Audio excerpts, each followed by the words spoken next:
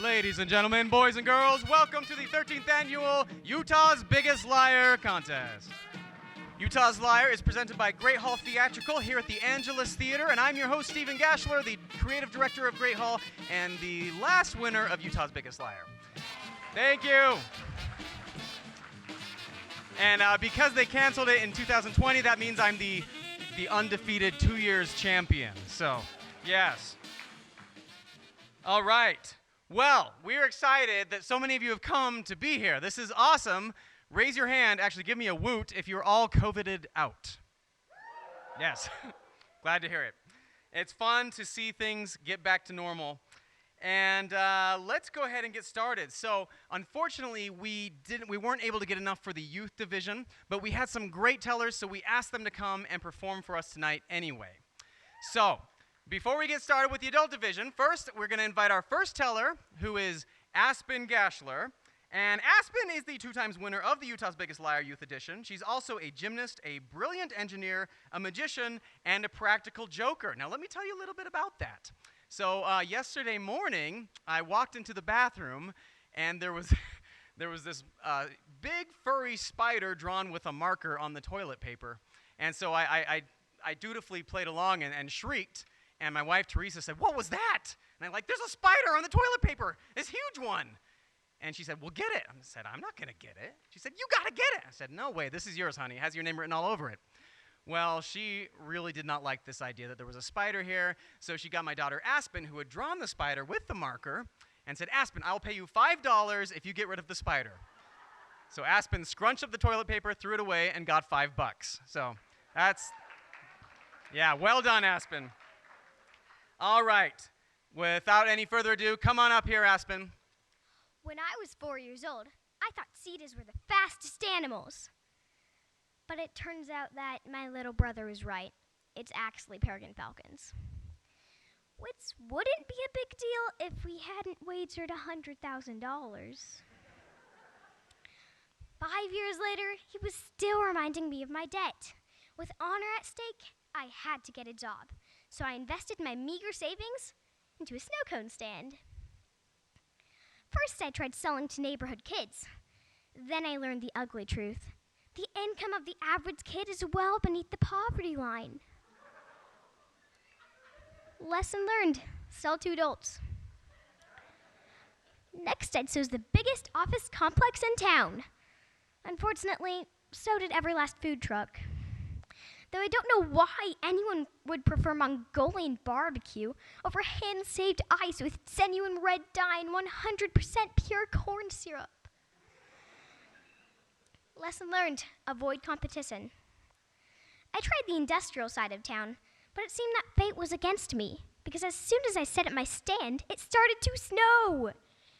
And of course, nobody wants a snow cone in actual snow. Lesson learned, choose your environment wisely. With my very last dollar, I traveled to the hottest place I could think of, where there would be no kids and no competition. The middle of the desert. Mine was the only business in sight. In fact, it was the only human habitation in sight. Well, business was slow. It was so hot that I figured as soon as a customer came my way, I could sell them a snow cone for a ridiculously jacked up price. If, for example, I were to charge $100,000, I only needed to make one sale. But hours, then days went by, and there was still no sign of business. The arid heat was starting to do me in. Fortunately, I had a snow cone stand. Unfortunately, I ate so many snow cones that I only had enough ingredients for one more. At first, I thought it was another mirage, but as they got closer, there was no mistaking the sight of Arabian nomads on camels. The leader, a tall man in a turban, dismounted and approached me. With one hand on the hilt of his cutlass and the other stroking his beard, he asked, "How much for a snow cone?" I'd been preparing for this moment. $100,000. "Haha, Afaniga, now tell me, what is the real price?" I could see the way he was eyeing my tiger blood syrup. "I already told you." I'll give you 1 silver coin. Now you're the joker. You know just as well as I do that in a desert like this, a snow cone is worth its weight in gold. Fine, I want a gold coin. On second thought, I only have 1 snow cone left. I'm not about to give it away for a measly lump of gold. He stepped uncomfortably close. Okay, I'll make you another offer. Give me the snow cone, and I'll give you your life. You are a terrible haggler. Say nothing about his terrible breath. I already have my life.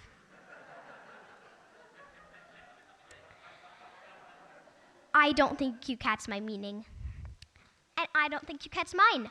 100 grand.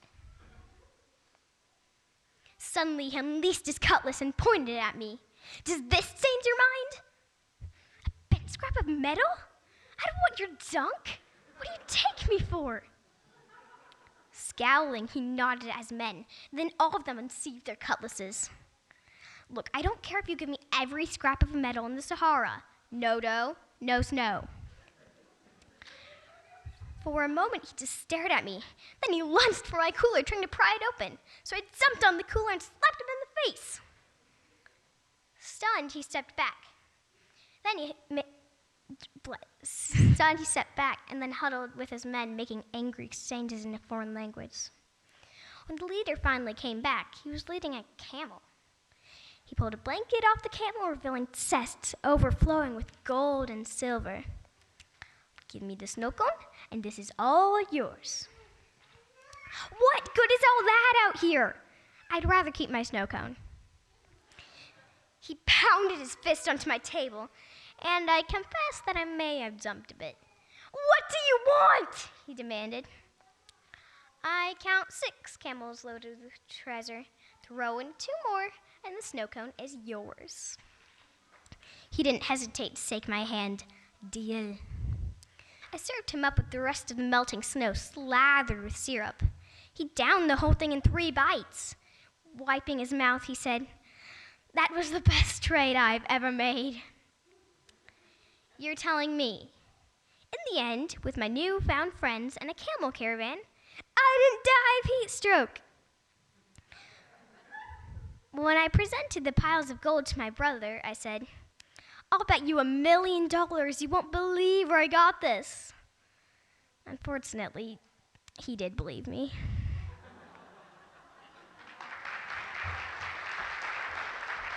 Thank you, Aspen. All right, our next youth teller is Brinley Cloward. Brinley loves sharing stories and has been refining her ability to lie for many years. This year, she shares her obsession with all things French. Come right up, Brinley. Okay, so I've got this obsession with everything French. It's just, French make everything better. So when my 14th birthday came around, the theme had to be French. And if I was going to have the best French birthday party ever, my party planner would have to be Marie Antoinette. So I got online and ordered her. As soon as she was unboxed, I knew I had made the right decision. Oh, I am so excited for the party. I have it all planned. First, you must decide where it is to be. Well, I was thinking we could go to this elegant French restaurant called the Lacaille. You are so cute. No, it shall be in Paris or I shall have no party. It turns out that flying our guests to France wasn't an option. So we had to settle on Paris, Idaho. Don't tell Marie. But Marie was incredible. She managed to reserve an entire restaurant and brought a French orchestra. She also decided that everyone should come dressed like French nobles. But when she insisted that I deliver invitations handwritten with a peacock quill on sheets of silk, I started to think maybe I'd gone a little too far. But on the day of my party, I had to admit, she was a professional. It was beautiful. Gleaming chandeliers, chandeliers, sweeping decorations. And the centerpiece? My cake. It was glorious. Over 7 layers tall of mouth-watering chocolate cake with French cream between the layers, covered in the fluffiest white frosting and encrusted with edible pearls and diamonds.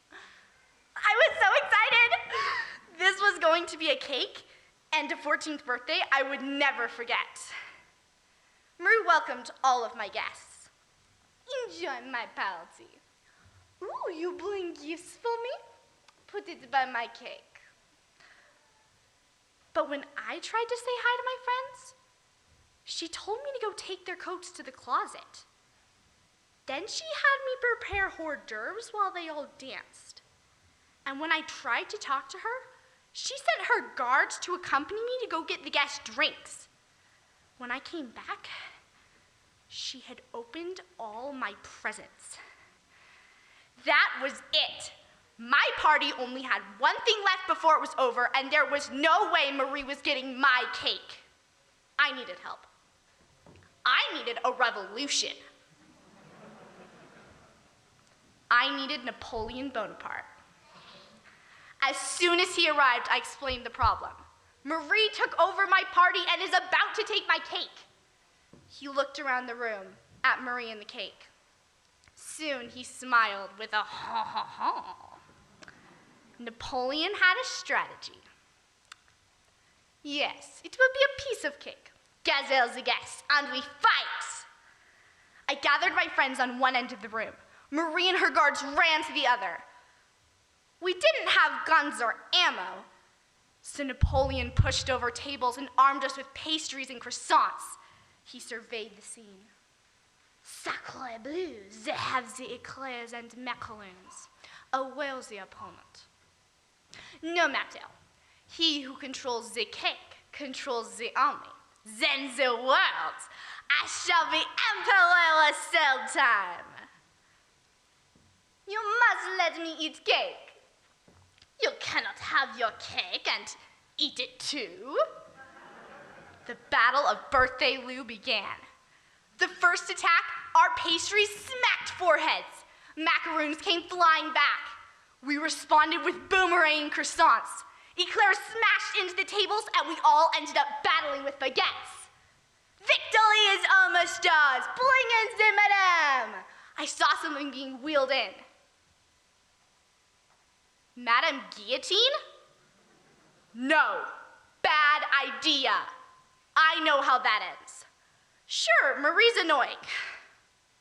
And spoiled. But I didn't want her beheaded. And Napoleon is ruler of the world. I had to stop this.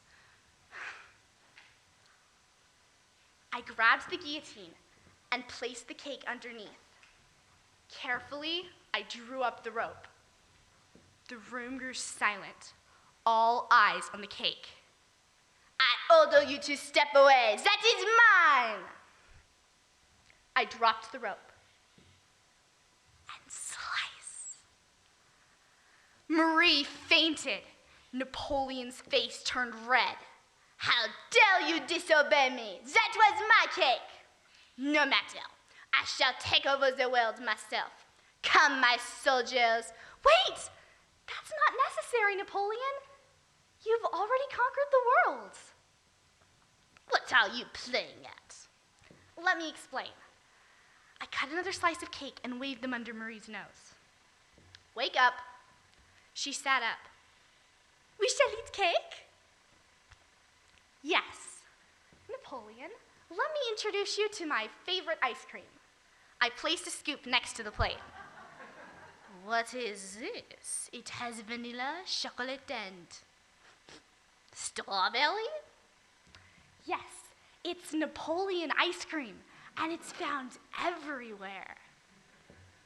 I handed them each a plate, and they suspiciously took a bite.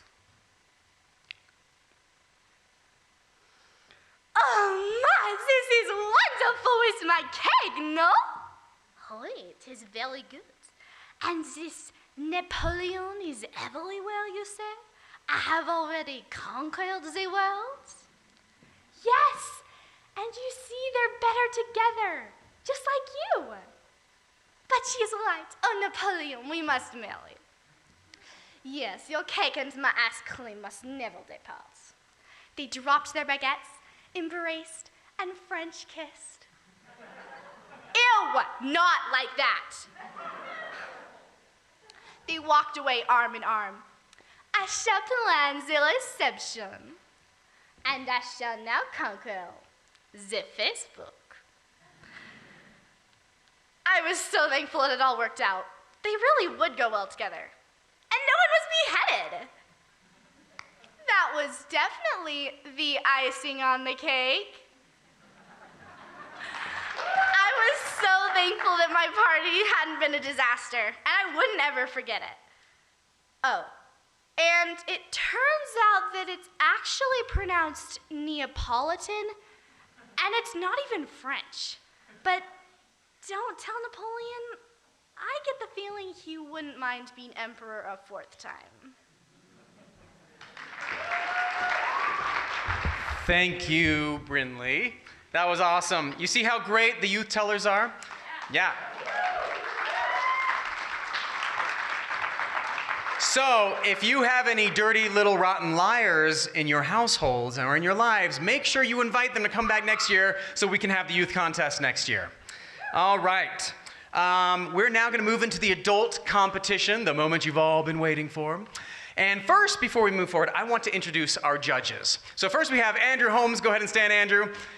I've competed with Andrew many times, and he has placed many times as in Utah's Biggest Liar. And we've got Michaela Hansen. Same story with Michaela, who is a fantastic storyteller. April Johnson, who is the founder of Utah's Biggest Liar and the guest of honor. She's been here through all 13 of them. And we've got George McEwen. And if I'm not mistaken, I believe George McEwen has won Utah's Biggest Liar 7 times. Is that right? Sure. 6. And he was finally, the only reason he stopped is because April banned him. So, and then we have the brains behind George, so I'm to understand, Leslie McEwen. Thank you all for being here and helping us judge. And they're going to do half of the judging. We're trying something new tonight. We're going to give the audience the other half of the judging. So we're going to see how that turns out, and we're going to show you how we do it when we get there.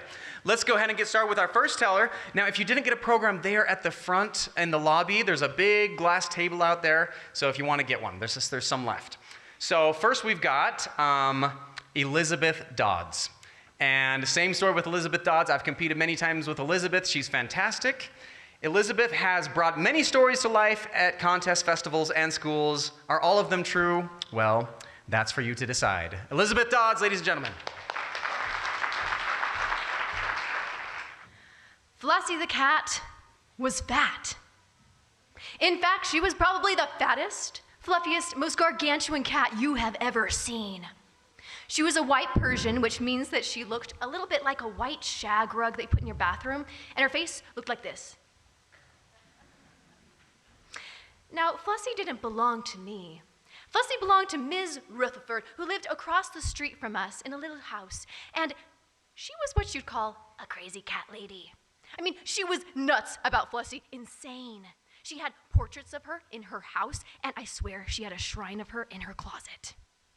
Well, one day, Ms. Rutherford needed someone to watch Flossie just for the afternoon. And since I was low on cash, I said, I'll do it. So on the day I went over to Ms. Rutherford's house, I opened the door and went inside. And there she was, Flossie. All in her gargantuan glory, sprawled like Jabba the Hutt on a little white mat in the living room. Hi, Flossie, I said in my sweetest voice. The cat just glared at me. Well, maybe she needed some time to herself, I thought. So I went over to the piano and I started playing for maybe an hour or two until...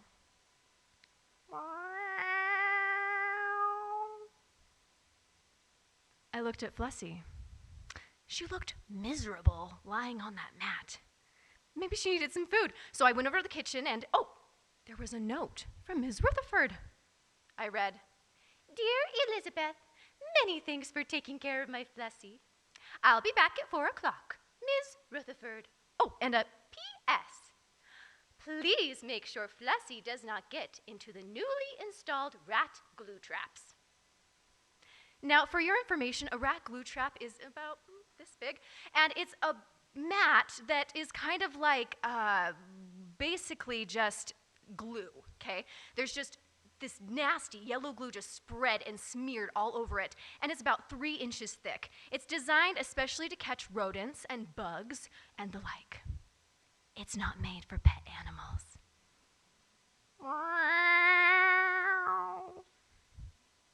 Man, Flossie looked so miserable on that white mat. The white mat. Oh, I looked at the note. I looked at Flossie.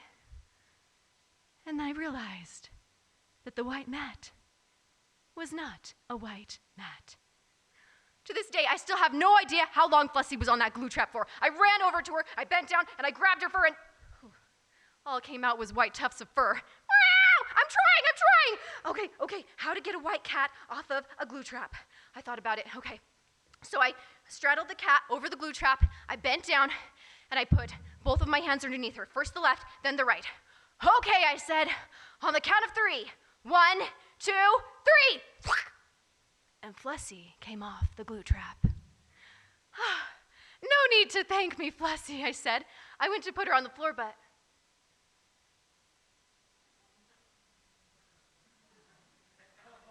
Oh no. Flossie was stuck to my hands. Okay. How to get a cat off my hands? I tried shaking really hard. Okay, that didn't work. How about wiping her off on the wall?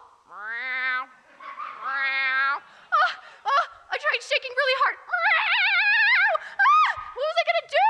Miss Rutherford was gonna come back in 5 minutes. What was I gonna do? And then suddenly, I thought of it. When I had gone to the kitchen earlier, I had seen a sink full of dirty dishes. And in that sink of dirty dishes, there was soapy, warm water. I looked at the cat, and it was as if she could read my mind. Don't even think about it. But I didn't have any time. I raised Flossie high above my head. I ran to the kitchen. I ran to the sink, and I plunged the cat into the water. I dunked her back again, and she was writhing, and she was frothing in the water, and everywhere was spraying and soap everywhere. And I tried to dunk her even more. And then I waited for a few moments. And then when I thought, she's got to be unstuck by now, I brought my hands out. And along with them came a white, sopping cat that looked bent on murder.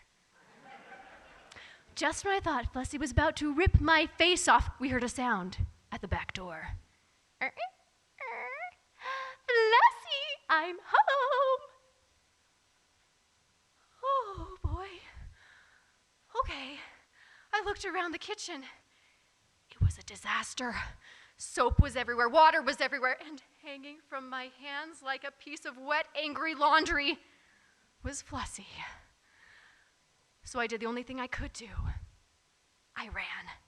I ran out the front door as fast as I could, Flossie hanging from my hands, and I ran all the way home. And I told my mom the whole thing. My mom was admittedly surprised, but like all good moms, she had a solution. The good news? We got Flossie unstuck. The bad news?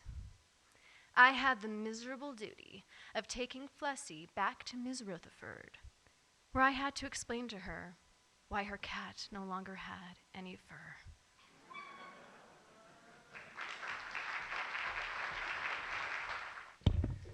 We would like to thank the Angelus Theater for hosting this event here, this wonderful space. For many years, it was the Timpanogos Storytelling Institute that backed Utah's Biggest Liar.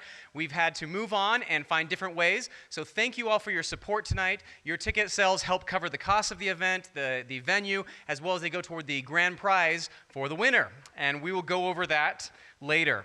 Our next teller is Alan Kendall. Alan lives in Eagle Mountain and teaches an American Fork. He strongly believes that stories, however told, are crucial to us all. Amen, brother. Alan. I was 19 years old and living in Virginia as a missionary, which means that I was moving around Virginia and living in various apartments that had previously been occupied by other 19 and 20-year-old guys. And the first thing I did was to clean until I could feel my mother's joy from 2,100 miles away. I started with the dishes. I cleaned them all and put them away where they would not be used. I kept out 2 plates, 2 bowls, 2 spoons. You use a dish, you clean a dish. I moved into such an apartment in Richmond, Virginia with a guy named Sawyer. Sawyer was the kind of guy who can fix anything and loves to help people. He took me to our apartment, which was an attic above a garage. We walked up these stairs on the side of the garage to a landing.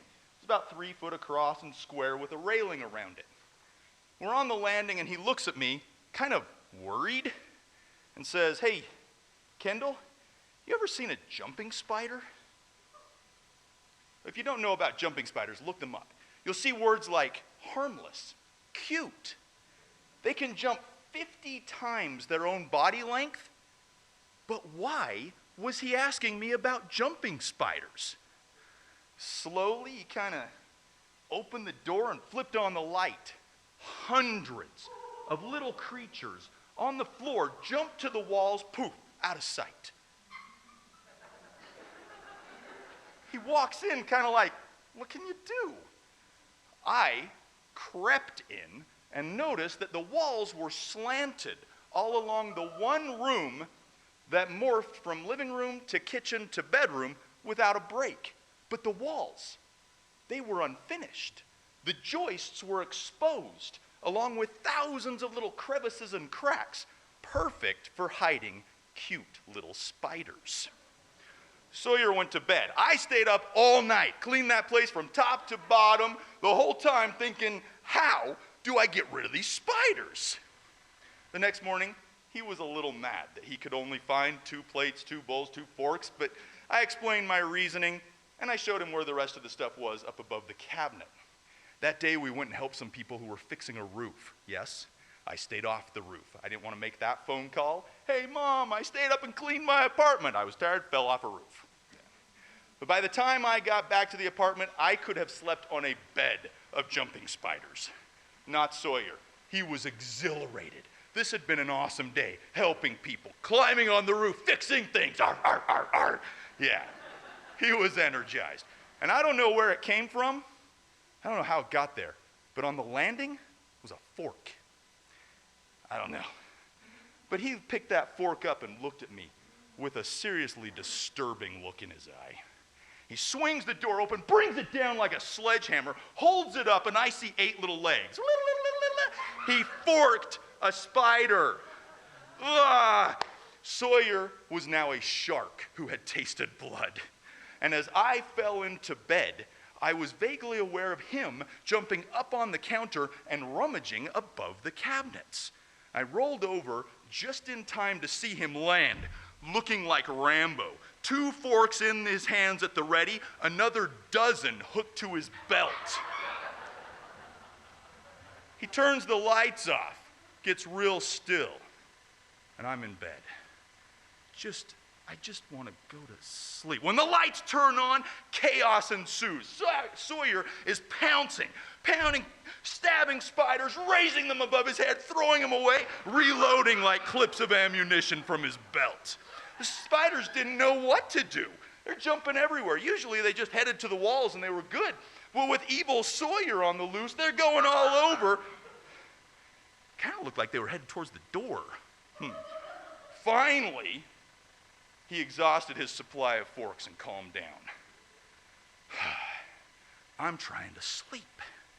But I was aware of him. He cleaned up these corpses and like dirty forks and threw them out over the railing into the yard. It was really disturbing, and it's just weird. And I'm laying there, and I kind of got my arm hooked over my head like this, and it totally fell asleep. And I dreamt of spiders. Yeah. They congregated above my head and slowly lowered themselves towards me. And just as they were about to land on me, my hand, dead asleep, hit my face. I screamed, sat up, whack, hit my head on the slanted ceiling. Whoa, I hear across the room, what's wrong? I'm not answering him, I'm smacking spiders off my face. Smack, smack. Totally spun myself around the room. I hit the wall above Sawyer's bed and fall. My dead weight breaks his bed, catapults him up in the air. He's flying, lands at a dead run, can't stop. Through the kitchen, through the living room, through the front door, over the railing, bam, to the ground.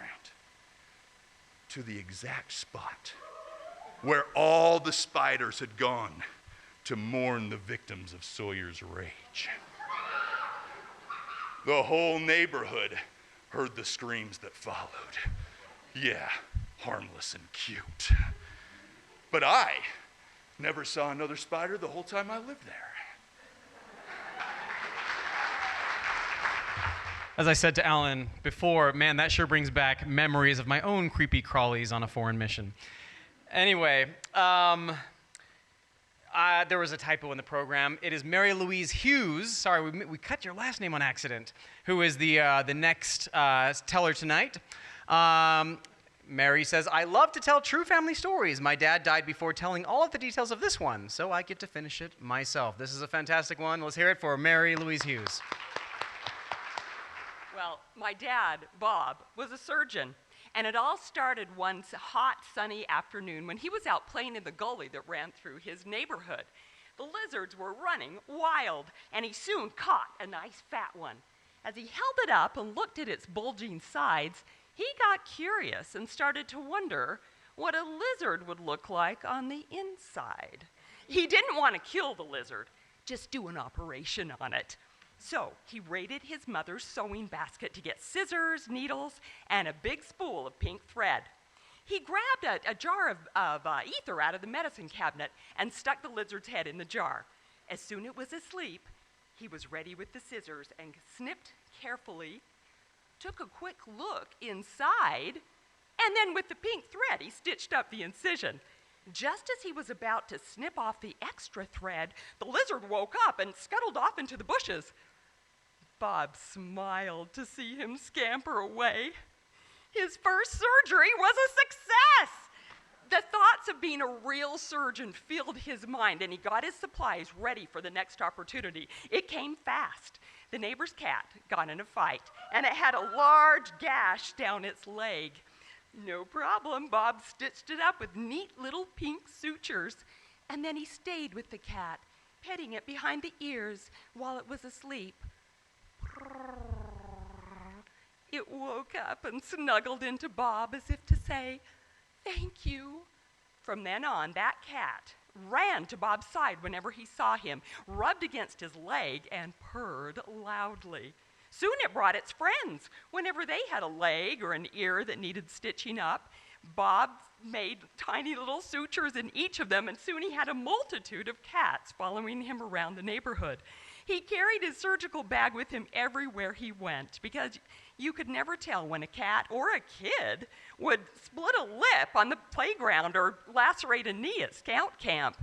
He took care of all of them. He stitched them up and calmed them down with nice little strokes behind the ears. Well, Bob did this for years, and he had a faithful following of this feline fan club the whole time. Eventually, he went to the university, and he applied for medical school, but his GPA was a little lacking, and he was not accepted. His application was rejected. In fact, the chairman of the medical school admissions board told him to go take a hike. Then he chuckled at his cruel joke and said that he was planning on going hiking that afternoon himself. Bob was discouraged, but he didn't want to give up his dream of being a surgeon. So he decided to take the doctor's advice and go for a hike. The next morning, he got up very early, and he climbed carefully out his window because he didn't want to alert the cats that were waiting for him at his front door. He needed a break. He headed straight for the foothills, and taking a steep trail, he hiked up to the summit and got there in time to see the sunrise. The sky was clear. The air was so fresh. It was so peaceful. The only sound he could hear was the cry of a cat. How did they find him all the way up there? But wait, this was different. It was deeper, stronger, more anguished. His medical instincts kicked into gear, and he let that sound draw him to his next potential patient. He entered a little wooded area and saw something that made his blood run cold. It was a cat, all right, a big cat. A young mountain lion lay, bleeding, with a deep gash in its shoulder. The cat looked at him with pleading eyes, and Bob knew he had to help it. So nervously, he got the ether out of his little pack and saturated a cloth, and then gently draped the cloth over the cat's muzzle. When it was relaxed in sleep, Bob quickly attended to its wound. But as he was tying off his pink sutures, he heard another sound. A moaning sound over there. He left his sleeping patient and went toward the sound. A few yards away was a man, lying unconscious with a huge hunting knife in his hand. As Bob rushed to his side, he realized that this was none other than the chairman of the medical school admissions board. With the weapon that apparently had injured the mountain lion, well, Bob wasted no time, and he very carefully sewed up the 3 deep gashes that were in the doctor's arm. When the doctor woke up, he was terrified to see Bob standing there with a mountain lion rubbing against his leg and purring loudly. Bob stroked the big cat behind the ears and assured the doctor there was nothing to be afraid of. As Bob helped his human patient down the trail, the doctor noticed that he was the young man whose application he had recently rejected. With his newfound appreciation of Bob's superior surgical skill and bedside manner, he vowed he would pull any strings necessary to help Bob bypass medical school and get his medical degree awarded immediately. It was meant to be, and it all started with curiosity, caring, and a big spool of pink thread.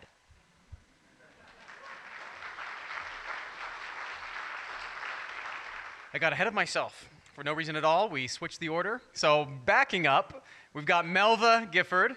Melva has performed on the PBS radio program Storytime, Story Crossroads, WS Storytelling Festival, etc. I've also had the privilege of seeing Melva perform many times. She's fantastic. Let's hear it from Melodie Gifford.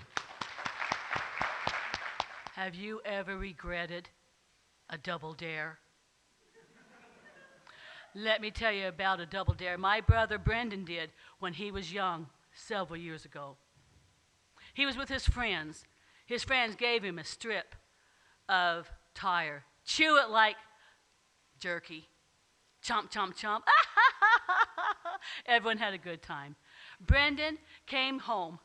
When he came into the kitchen, the whole kitchen began to fill with a strong, strong aroma.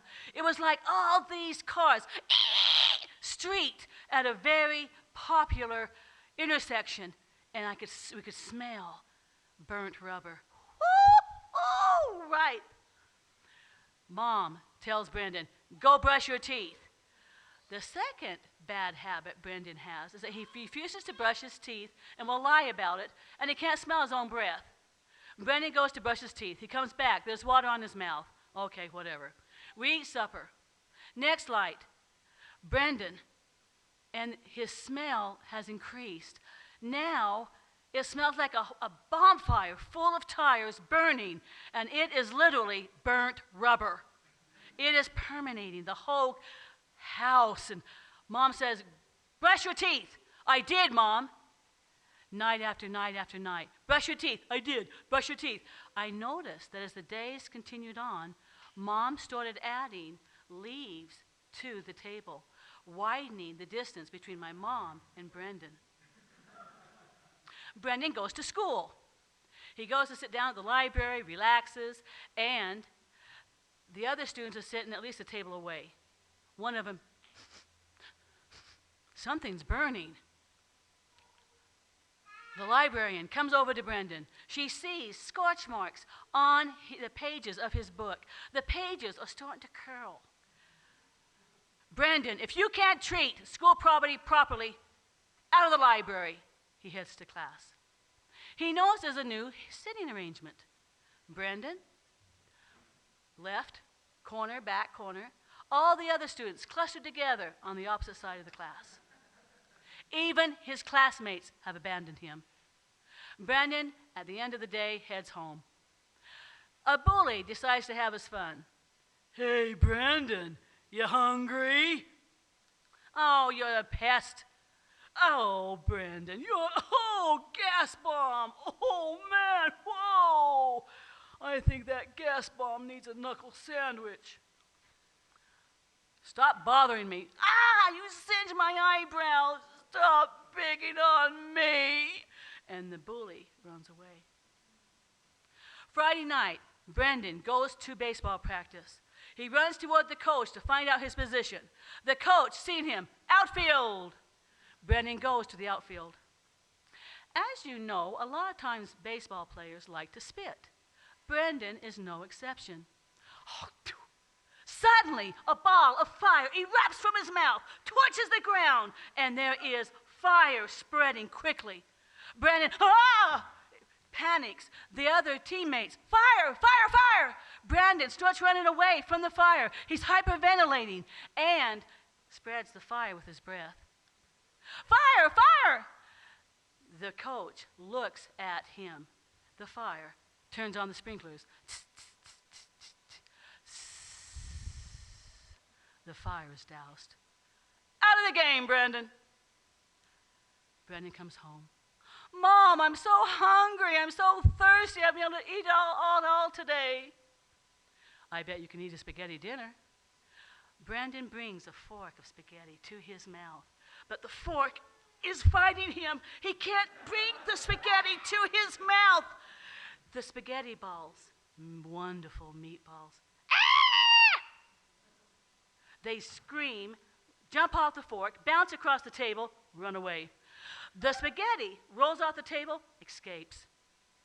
Take a drink of water, Brendan, Mom says. He takes a cup of cold, ice cold water, brings it to his mouth. The cup is fighting him. He can't drink. I'm so thirsty. He can't drink. The water begins to boil. It erupts from the cup, parts like the Red Sea, and evaporates. Mom! I'll take care of this in the morning. Next morning, Mom comes back from shopping. She's made a whole bunch of mixed bitter herbs. Chew this, spit it in the sink. Chomp, chomp, chomp. It scorches the sink. Chomp, chomp, chomp.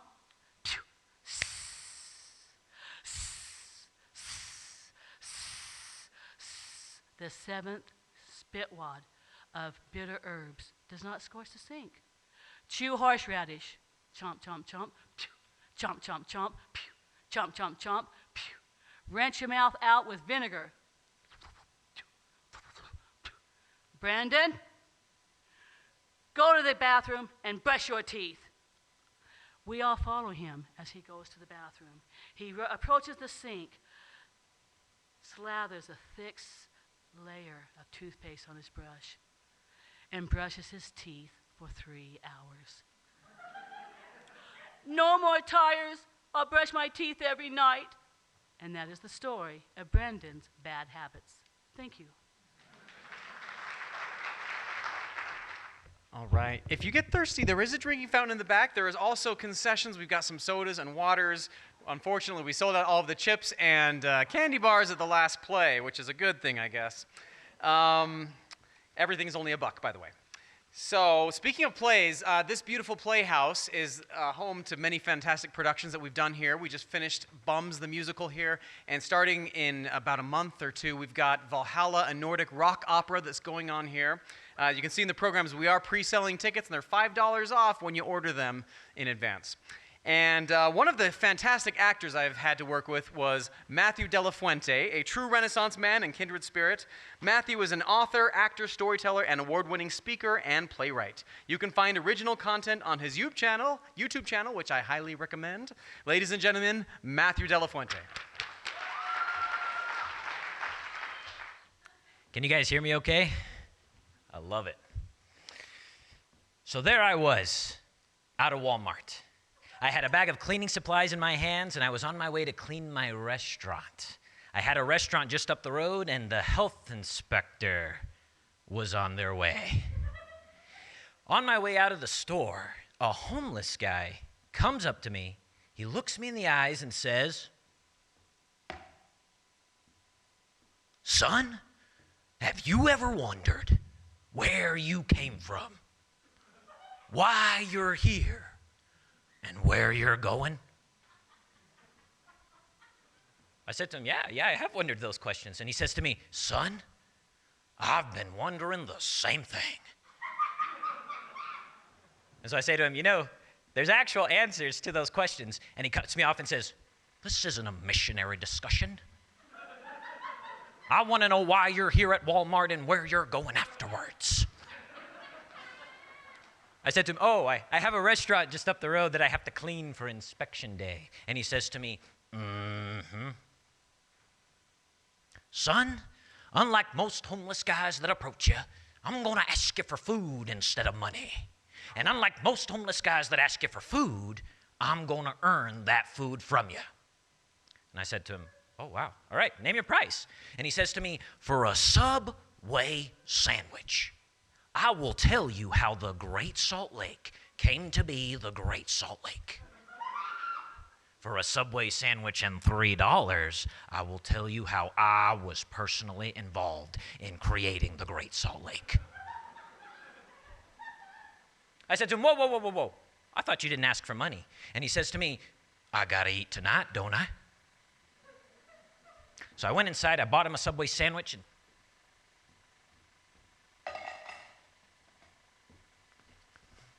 and we sat right there in the Walmart aisle as people were passing by.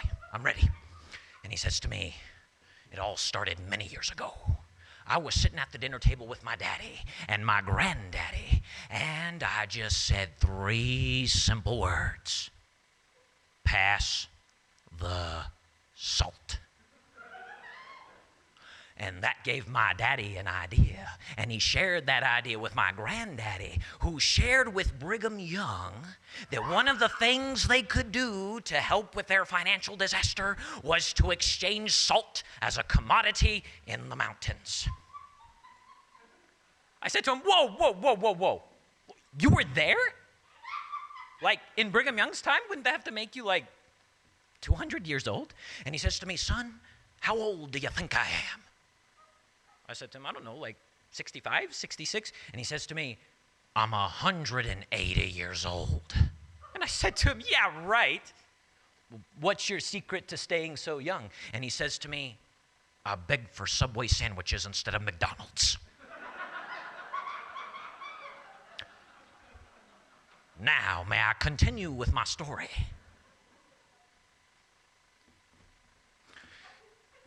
After the saints had accumulated a tremendous amount of salt, Johnston's army was on its way to exterminate the saints. And it became apparent to them as they were fleeing away, they could not take the salt with them. And so the saints collectively went to the nearest lake, and can you guess what they did next? I said to him, "No way." And he says to me, "Way." They dumped the salt into the lake. And that is how the Great Salt Lake came to be the Great Salt Lake. And I said to him, "Wow, I don't believe a word of it." But you're a good storyteller. How did you get so good at storytelling? And he says to me, "I apprenticed under 2 great storytellers, Mark Twain and Tony Robbins. And Tony Robbins always told me that if I mastered the art of storytelling, I would make more money in the long run. And let me tell you, I make more money than all the other homeless folks in the area combined." I said to him, well, it shows. Well, I best be heading off. We'll see you later. And he says to me, son, how much does a Subway sandwich cost? I said to him, well, that one was about $6. And he says to me, how much money did you give me? $3. And he says to me, you see where I'm going with this? Now, for an extra $3, I will not only tell you how Hoagie the Yogi closed down, but how I was personally involved in closing it down.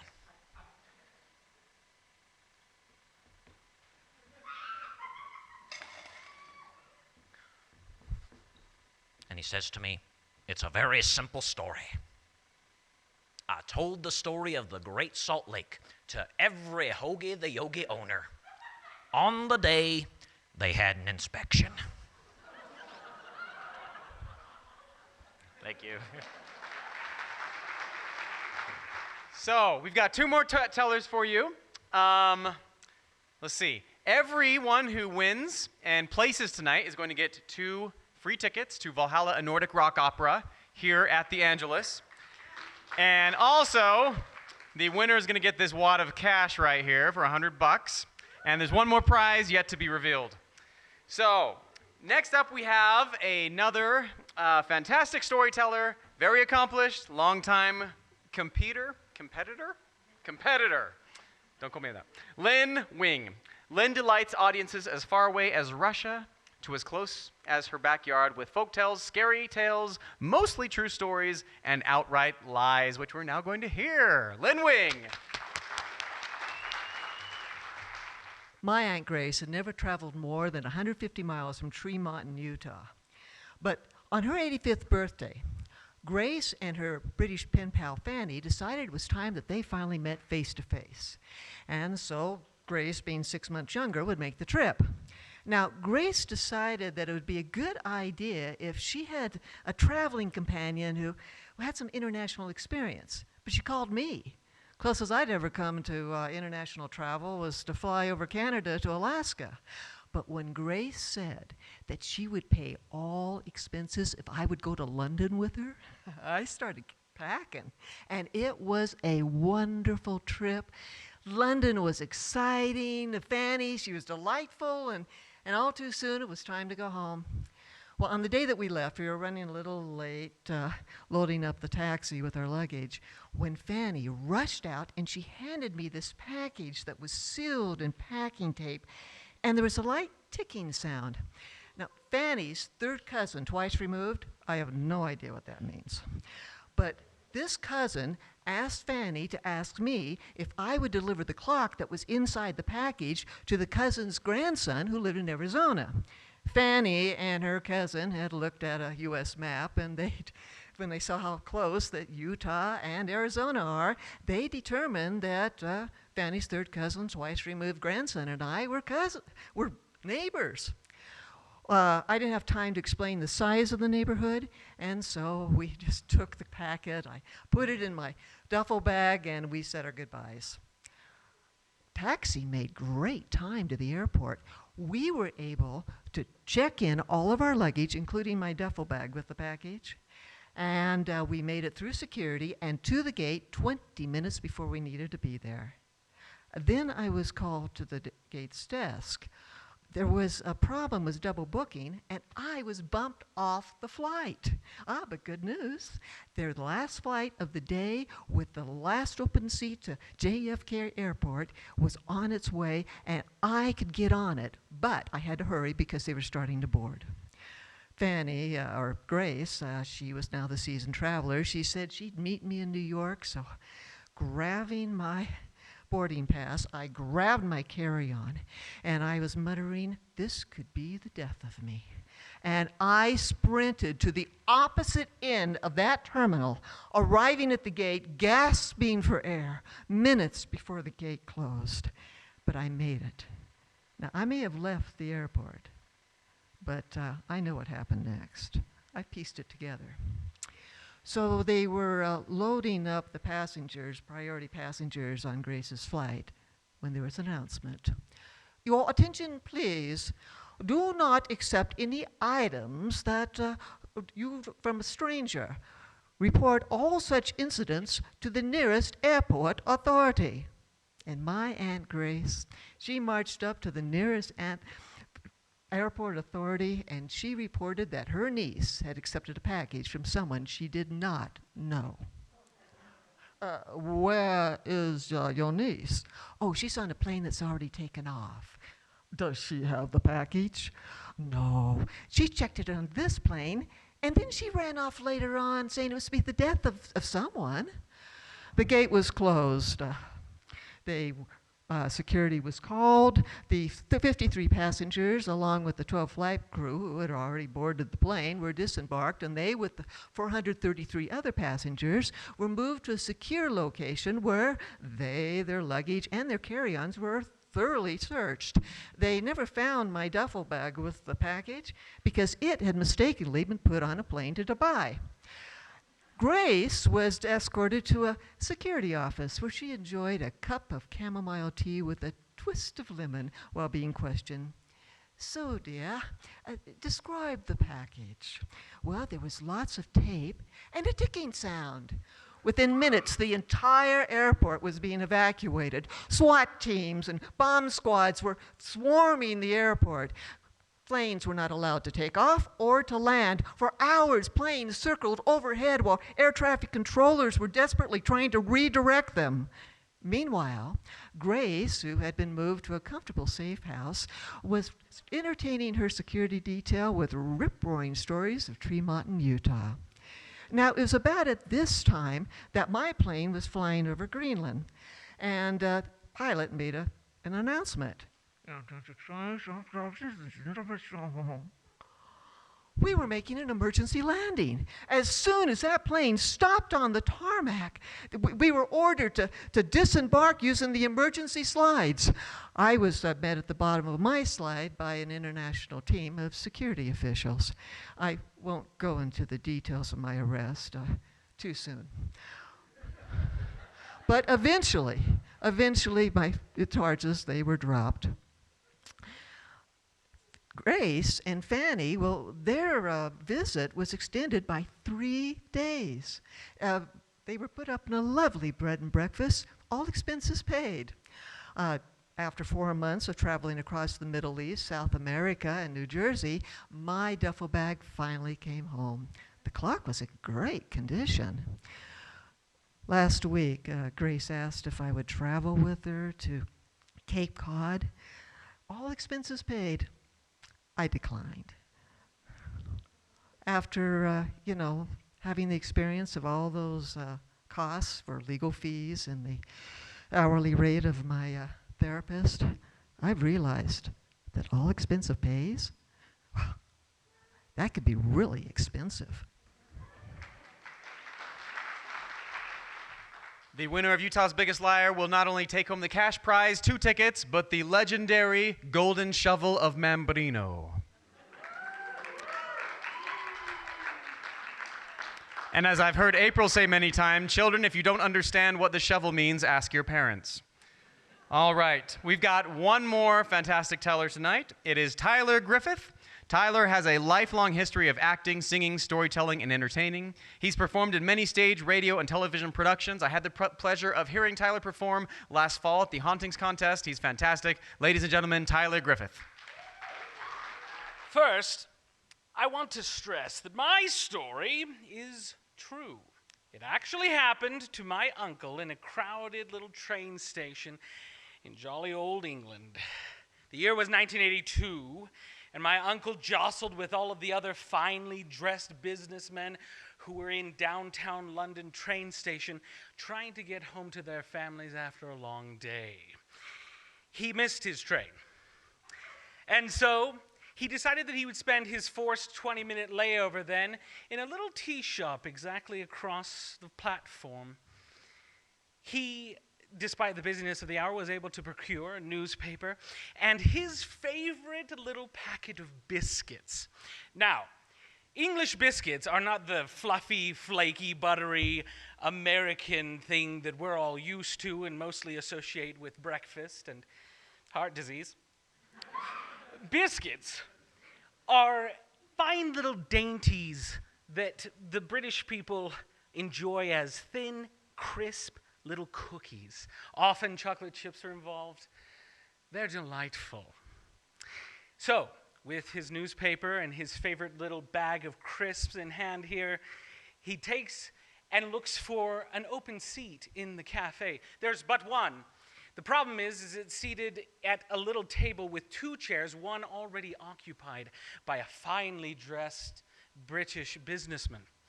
The businessman notices him, though, and he beckons for him to go ahead and take the open chair next to him. He nods and smiles his thanks and has a seat and sets down his biscuits and his paper, going about reading the financial section. Not a moment later, the businessman reaches out across the table, opens my uncle's biscuits, takes one and eats it. And yes, my uncle's quite flabbergasted at this. He's looking at this man who merely returns his glare with a smile and a kindly nod. Well, my uncle doesn't know what to say. He decides his only recourse is to reach out and take a biscuit of his own. The next moment, this man reaches out and takes yet another one of my uncle's biscuits. No words, no explanation. Now, my uncle was troubled at this because he knew, firstly, that 2 biscuits was obviously too high a price to pay for any free seat in a crowded cafe. Not a good deal. Secondly, he had done enough business in Britain to understand that spontaneously sharing another man's biscuits at a crowded cafe in a train station in the evening was not a thing in Britain at that time.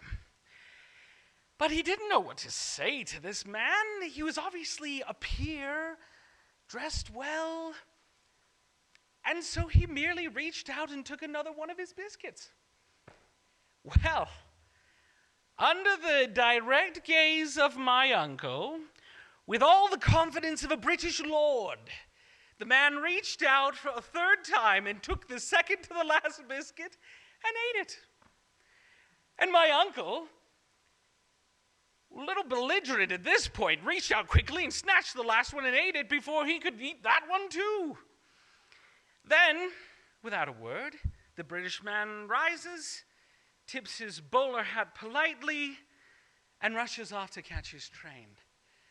Needless to say, my uncle spent the rest of the time waiting for his train, trying to figure out what in the world had just happened. The strangeness of the situation flabbergasted him. I mean, was the man insane? What in all of civilized society made a man think that he could spontaneously steal a man's biscuits just because he was sharing a table with him? Was it some sort of a prank? Was it some sort of business camaraderie that British people actually shared? He didn't know. He couldn't guess, and it was wrecking in his head. He almost missed his second train, but he saw it coming, hurried, stood up, and out plops an untouched, exactly the same package of biscuits that he had just shared with the other man. And so you see, he had not been sitting across from some psychopathic biscuit stealer. He had merely had the fortunate situation to sit down next to a man who enjoyed precisely the same type of biscuits as himself. And the worst part is, somewhere out there is a poor, kindly British businessman who has precisely the same story as my uncle, only he lacks the punchline.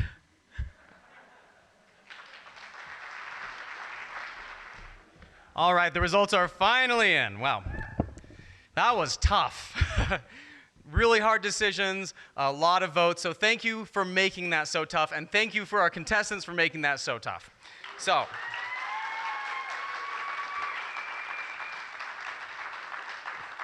yeah, next year we're gonna find a faster system. Anyway, so first, this one was neck and neck. It was so close, but we finally had to make a decision. In third place, ladies and gentlemen, I give you Matthew De La Fuente. Come on up, Matthew.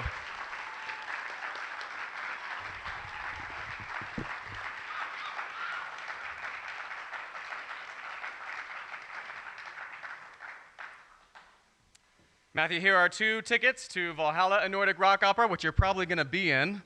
Yep. But you get this amazing certificate. Awesome. Stay on. All right, in second place, we have Elizabeth Dodds.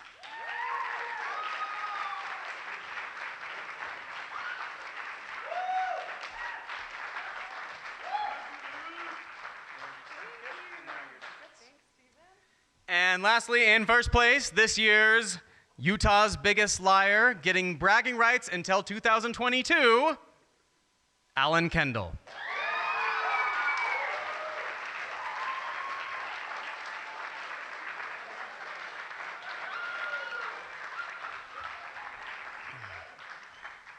Thank you. Yep, and there's your cash. And the golden shovel. Thank you, ladies and gentlemen. If you want pictures, now's the time.